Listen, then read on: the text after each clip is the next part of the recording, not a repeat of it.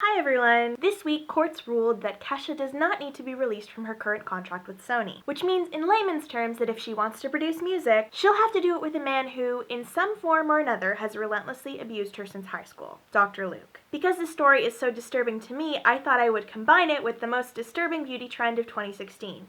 Fur nails. So without further ado, here is my Dr. Luke fur nails tutorial. Let's get started. So step 1, you're going to want to harvest some fur. Now, you're going to want to keep your pet calm through soothing praise. Try to use the same totally non-predatory tone that Dr. Luke, at the time a 30-something man, used to convince Kesha, at the time a high school student, to drop out and move across the country into his house in LA. Keeping your pet's fur trimmed is totally normal, but not nearly as normal as a 30-something man trying to get a high school girl to move in with him.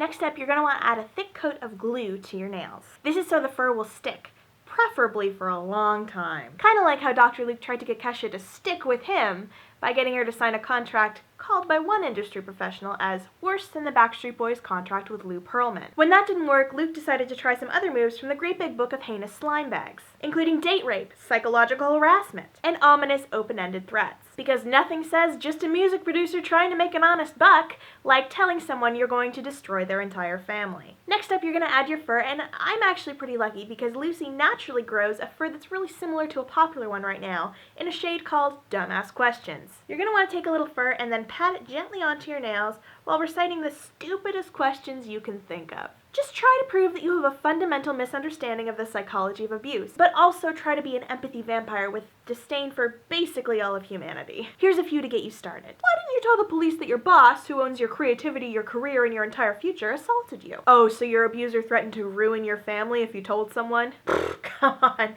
You really think an egomaniacal multimillionaire with virtually unlimited power and anonymity on his side could really pull that off?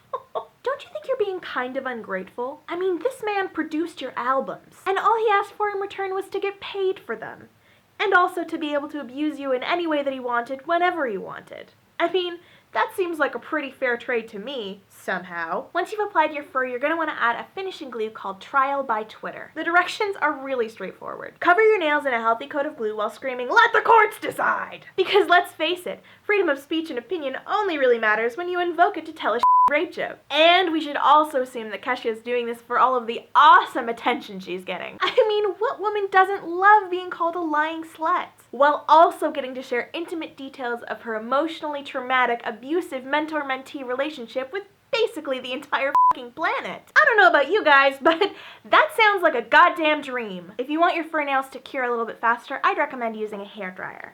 This one is actually made by Sony Records, crazily enough. You know, it's supposed to create a mutually beneficial drying experience, but instead it just kind of scorches your skin and seals you into this, legal nightmare. Because to them, you're a commodity, not a person. And there you have it, fur nails.